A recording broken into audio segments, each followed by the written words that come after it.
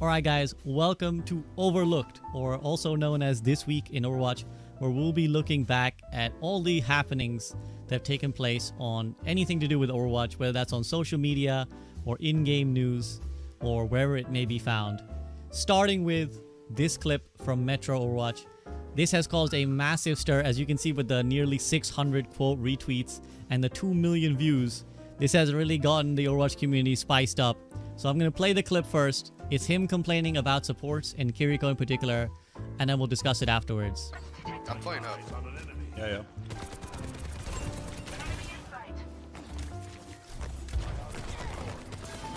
They're looking at me now. So he's dueling in the back line. He starts dueling this Kiriko, she runs away. I'm gonna pull the It is so ridiculous that he can do that, right? Be an absolute shitter. See, if the Sojourn commits, right? He That's dies. a Sojourn, he kills. Because it's fair. If the Kiri commits, she can just get out after missing everything. That was the perfect example. So to summarize the clip, Metro's here on Watchpoint Gibraltar, and he starts dueling this Kiriko, as we'll see. I'm just going to mute the audio. So he starts dueling this Kiriko. He starts with the Hog. Then the Kiriko comes in to try and get him. He drops healing station. He gets a Helix sort of in and starts shooting them. The Kiriko whiffs most of her shots. He's about to finish her off. And you can see she goes down very low, then she teleports away. The Sojourn tags in, tries to duel. He quite easily rolls the Sojourn. He then complains that the Sojourn, when she commits, gets punished. The Kiriko doesn't. She teleports out, then back in, having healed via the support passive. You can see it actually triggering in the bottom left of her health bar. Support passive heals her up. She comes back and easily kills him. So this has caused a bunch of stir amongst creators. Let's just round up what other people have said first, and then I'll talk through my opinion. So first up was Daniel Fenner, who says, "Why is it every time we see a oh my god supports clip on Twitter, it's not even good for the argument? I've now seen a Winston 1v2ing the supports, getting every cooldown out of them and saying it's not fair. A Doomfist crying that he died 1v4, and now this Soldier on an outrageous flank, keeping Kiriko out the fight for a good 20 plus seconds, getting Suzu out of her, killing a Sojourn, then finally dying to a Kiriko body shot. Kiriko's out the main fight for even longer to come back the second time. All of these instances have been dubs for the clip poster." So Dan pointing out that maybe he should look at more than just the immediate value, that he should think about, well, he got cooldowns out, he kept a person out the fight, and he did kill another person in this fight. So Dan is saying this is not a support gotcha clip, because obviously Metro titled his clip, "This is why Overwatch is a broken game." Another content creator, Ray Linney, says, "Tell me you don't know how cooldowns work without telling me you don't know how cooldowns work." Unsalted Salt replies to that and says, "Support players are the most delusional people I have ever seen. It's just a circle jerk fest of people convincing each other that support isn't OP and is skilled. The community is so fucked." SK chimes in and says, "Y'all, he's right." And I think easily the funniest commentary comes through and it says, "Just so we're all clear here, he's defending third point in this clip." So if you missed it, Metro is actually on the third point defense. You can see in the bar, his team is actually defending third point. So this flank is, to say deep, is perhaps understatement. Now, my own personal opinion, I will share with this tweet, and I'll read it out and then I'll elaborate. I said DPS exists to kill things. If a support can, kill them faster, with less risk, bracket 0, worse positioning, worse mechanics, easier abilities, then we may as well delete the role. Title is clickbait, but the substance of Metro's point is indisputable, and it's wild that people are arguing otherwise. And that's kind of how I see it. I think there is a tendency whenever people post clips and they complain on places like Twitter or Reddit, we kind of first instinct that we all have is that we try to VOD review them, right? Oh, you missed shots 4 to 7, and if you had taken the cover here for half a second, you would have won. Or you didn't like kite this and bait that. Well, let's be honest, no one's playing this fight properly, right? No one's playing this fight perfectly. Metro's a good player, however, people may like to meme on him. Metro's a very good player, and the other person's also pretty good. So we have two pretty highly skilled players in the grand scheme of things, dueling it out. Firstly, the DPS role doesn't just exist, nor do the tank role should just exist to bait out support cooldowns. I think that's a very lame way to play the game, right? I get that there's like this external value that comes in, but the same doesn't apply for the Kiriko in this situation, right? The Kiriko can DPS, can heal, can use her powerful cooldowns, and then step back to the fight instantly. And the Soldier's job is to go on a flank just to bait some of her cooldowns out and just to get her out the fight for 5 or 6 seconds. I think that's where the problem lies, because in this situation, Kiriko's win rate isn't really relevant, because it's just about, we're just talking about this area of like whether she's a better duelist than DPS or not, right? The win rate, it speaks to a wider picture that I'll get to on a minute. But she is essentially in every way a better duelist than almost any DPS you can think of, right? Because she can take these duels, like I said, with 0 risk, right? At any point, she can Suzu and teleport out. Her hitbox for her kunai is massive. Her time to kill is very, very fast. Faster than a soldier, faster than most DPS players in the game, or DPS heroes in the game. And she can afford to not be near cover. She can afford to do whatever she wants because she can teleport out at any point. The soldier has to play relatively... You can see that illustrated in this example, right? People talking about nitpicking Metro's positioning. But look at the Kiriko's positioning. She's sat here in the middle with no relevant cover anywhere close by. Metro's at least tight to this box. So if he wants to at any point, he can hide behind the box. This Kiriko cannot hide, but she doesn't need to. Because at any point, she can swift step out.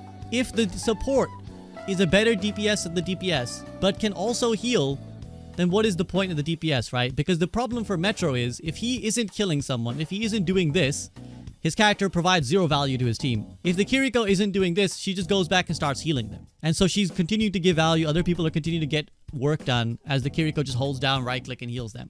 It is a relevant point. I think it is a good thing to bring up that whether or not this affects Kiriko's win rate, this is a very BS mechanic that is very frustrating for the player to face. And especially for DPS players, it's like, how am I ever supposed to beat this character in a duel when they do all of this? And also then they go back to healing. To the win rate of the Kiriko argument, I think that really just speaks to the fact that other supports are even stronger. Like, people clown on the devs for bringing up the win rates and their balances, but then similarly they'll bring up win rates when they're having these arguments. In previous seasons, in some of the earlier seasons of Overwatch 2, people were bringing up Baptiste's win rate as like, oh, Baptiste must need a buff because he's not getting picked a lot. They buffed his shift thing. He still didn't get played because guess what? At the time, dive was really strong. Then it was like Orisa Hog and BAP wasn't really relevant back then. And then there came the Sig meta, and all of a sudden everyone realized that Baptiste was maybe the strongest hero in the game, right? Because the situation allowed for him to have 3 health pools, as much damage as a DPS, and probably still the most healing output in the game alongside like a Life Weaver. So I think that's a clear-cut example of like the win rates are irrelevant. The hero is still very, very strong. It just isn't perhaps the right time for them to shine. Like, so these things come and go. They don't necessarily reflect the hero's power, or even more importantly, the frustration of playing against the hero, because there isn't always a simple this is overpowered argument as much as this is just frustrating and not fair. And I think that is, again, why I said it's indisputable.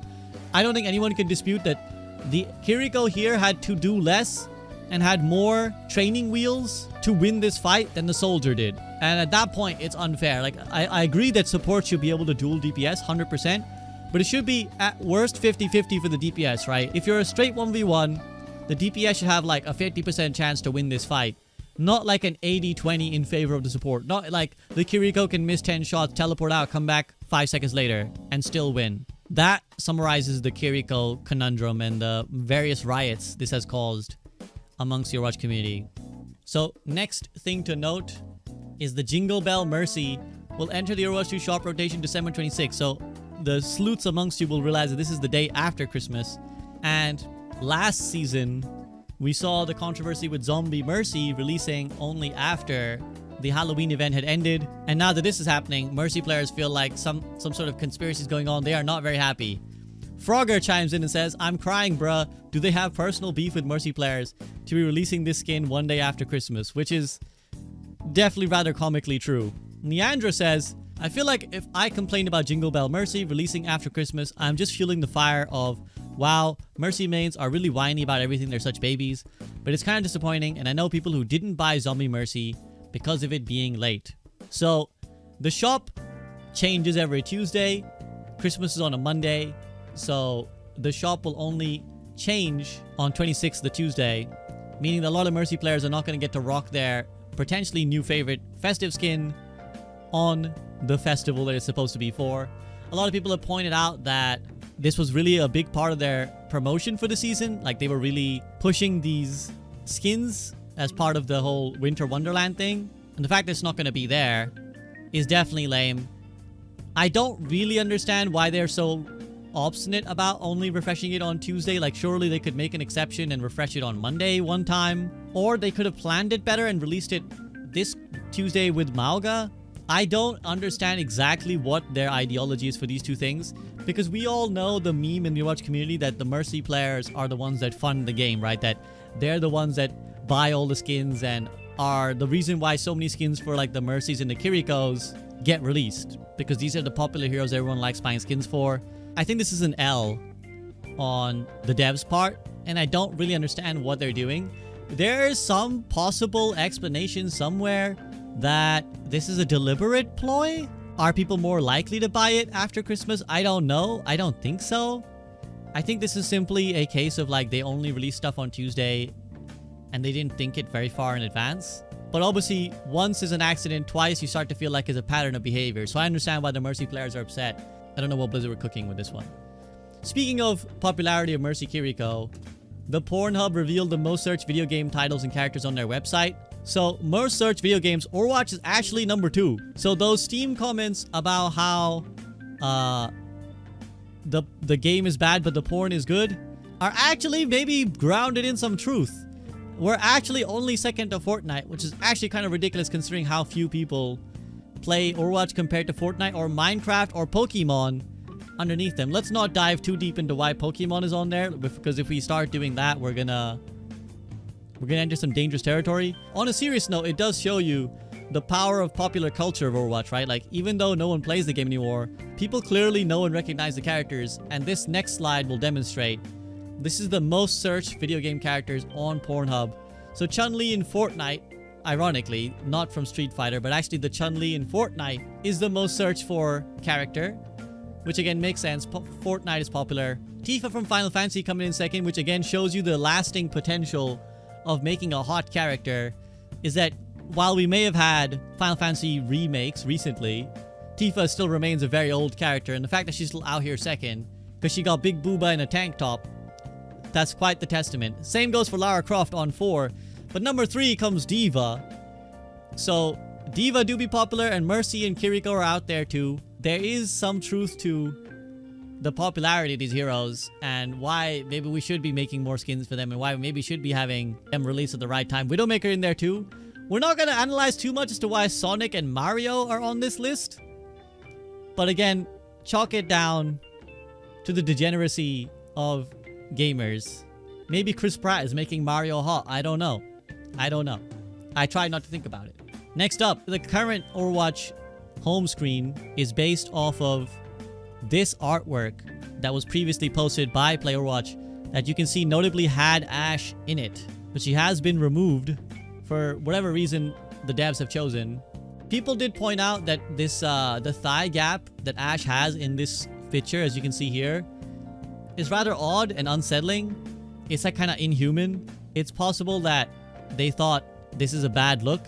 It's possible that it's just because they don't have this skin made that they thought, let's not put her on the front.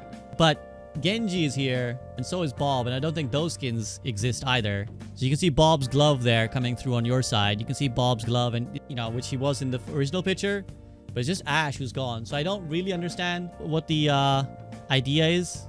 And finally, the Hardlight weapons have released. But SK, my dear friend, says the Winter Wonderland Overwatch event is a huge disappointment for me. There's nothing new in the game, and no way I'm paying $30 for these weapon skins. And where's the Mercy skin? Christmas is in 6 days, and I don't want to buy it afterwards. At least scam me properly. Echoing the funny discussion we had in the last podcast when SK was on, and I said, you know, Blizzard doesn't even do a good job of its shop. Other games are pretty sophisticated with how their shop rotations work and how they incentivize players to kind of buy things and give them free things to try and incentivize them to get things. So for example, in Warcraft Rumble that I've been playing, and also Magic the Gathering that I've been playing, sometimes there's free stuff in the shop, and in Warcraft Rumble there's free stuff in the shop every day. You can get yourself some free like XP, sometimes some coins, and that's like a way of incentivizing the player to go check the shop every day, and maybe they'll see something that they like and then buy it. But also at least the player gets something free. With Overwatch, they tend to just, their approach for trying to like min-max money, which again, I'm not going to sit here and encourage that more brands should min-max more money, but their way of min-maxing money is just to scummily bundle it up. Their way of like trying to get more value out of their consumer base is just to like put things you don't want alongside things you do want in a bundle and force you to buy them all, like they did with the PvE, like they've done in the past with certain bundles. Whereas I think systems like that are just better, right? Like, okay, check the shop. We're not forcing you to check the shop. You're not made to do anything you don't want to do. And you're completely in control still. You still have autonomy. Like, you can choose to not take the free stuff. And also, if you go and check the shop, you get a little reward. Okay, here's a little free, like, you know, a couple credits, some battle pass XP, something that makes the player think, okay, well, that was worth my time. Mostly, I never check the shop. I literally never check the shop unless the chat tells me to check a new skin. So I have never seen half the stuff that goes in and out. And I must say, these Hardlight weapons are underwhelming. 2,900 for all of them for 4 weapons does feel a bit shit. Now, I know people will point out Valorant. I think, in fact, Average Jonas, in the replies to this tweet, he's a prominent Valorant creator, joked that Valorant would have charged $100 for these. But the difference with Valorant skins is that they are for all your character. Like, that skin applies for all your weapons, for all your games, forever, right? So you buy the weapon skin, and it's there for like all your weapons. And if you change heroes, you can get them. You can swap. You can exchange them with other players in the middle of the game. You see them all the time, and they also come with cool finishers at the end of the round. Like, if you kill the last person in the round, they'll come with a cool little sound effect and visual effect. Now, these do have cool visual effects and sound effects, but nowhere near that scale, and only for these heroes, right? Only for Reinhardt, Reaper, Mercy. In general, it does feel like there's not a lot to the substance of the rest of SK's point. There isn't a lot going on in the Winter Wonderland this year. Yeah, it just seems kind of underwhelming. Like, all the events are recycled. So if we head to the Winter Wonderland, you can see that, like, the freeze thaw elimination, which again has been there, the snowball has been there, Yeti Hunter has been there, and the other version of snowball has also been there. Now, this actually brings us to the next point of controversy, which is the Winter Pass. So you earn tickets every 9 games, you get 10 tickets. On the free pass, 30 on the premium pass. And obviously you can only get a certain amount every week. And while this looks very cool, a lot of people are unhappy. So one of the top interacted with posts on the forum says, this new event is so disgustingly money hungry. Okay, so say you bought the premium option for the event like I did. Even once you collect all 12 groups of tickets, that only leaves you with 480 tickets. 480 tickets is only enough to get the 4 main skins, Ryan, Cass, Bap, and Widow, nothing else. If you bought all 4 of these skins, but you wanted, I don't know, the Bap spray and or the Iliari skin, you have to buy the 3,000 coin, $45 card Tracer bundle on top of the 500 coins for the Winter Wonderland. Oh, Canadian dollars. So this is a Canadian complaint. In total, it would come just 7 cents shy of 51 Canadian dollars for some mid cosmetics that are definitely not that worth that much money. Not to mention, you won't even be getting your money's worth from any remaining tickets as they're only converted to credits, not coins. Like, I don't know. Does that seem scummy? Underneath says, it's literally all scummy and has been since day one. How anyone respects their money so little they buy into this, I do not get. Lazy Dragon says, if you're looking for sympathy here, you're in the wrong place. I mean, have some self-respect and stop spending money on garbage, worthless trash like this. You can't even see it in-game. Why do people buy this stuff? Use your money for something useful or invest it. Okay, invest it is very bizarre advice. Like, could I spend my money on some in-game cosmetics for my favorite game, Overwatch? No, invest it in stocks, you chump. You fucking cuck. Jared said basically that he thought it'd be fun to let people pick what they want. To be fair to the devs, paying $5 for the premium pass means you can get yourself like 2 or 3 of these skins. Let's say 500 credits, whatever your currency is cheap for a legendary skin, right? It is definitely cheap. But as I pointed out to Jared himself, if you are adding a playing mechanic to the system, so you actually have to play like a fair amount of Overwatch and get a lot of wins to then buy the thing that you paid for, you're gonna feel a little bit hard done by, because you're gonna feel like, well, I already invested money. Why can't I just get the things I want to get? Why do I have to play a bunch of Overwatch? Which you do. You're going to have to play a lot of Overwatch. The basis of a lot of complaints on Overwatch, and also my complaints, I think, a lot of Overwatch is trying to obscure and obfuscate ways to make you spend your money rather than just being upfront with you. Rather than just being like, pay this much and get this. We keep implementing systems that are like, oh, pay this much and get this. But what if I just want the one thing? No, you can't. Okay, but what if I want this and not that? You can't. Because if we look at this bundle here again, the formal wear tracer bundle, right? See, I was gonna try and inspect, see if I could look at this on its own. but I can't. I can't look at just the skin. It's trying to encourage me to buy all of this, which comes with ticket events, a pose that I wouldn't want, a golden invitation I definitely don't want. Don't care about the icon, don't care about the spray, although it is a nice spray. The skin is quite nice and I like it. But I'm not going to pay 3,000 credits, $30, for this one skin on the one character and a bunch of crap that I don't want. So if you buy the premium, you get both. You get 40. So you're getting 40 per day or 40 per batch. So you get 80. So you need one chunk. You need to play 36 games. 36 games at max, 18 games at worst. So again, it's like if you're buying just the one skin, it's actually pretty good value. If you pay $5, you're probably gonna play 36 games over the course of like 3 weeks, right? And if you're not, I don't know if you really are that dedicated to Overwatch. It's good, but could have been better. Because you still feel like you got left out. Like you played a lot of Overwatch and you're not rewarded for the playtime. You do on par get a lot of skins for cheap, but I can't help understanding why people feel like they're missing out because they can't get everything that they're offered. It's a step in the right direction in that it's cheaper skins that you can get from playing, but still not satisfactory, I think.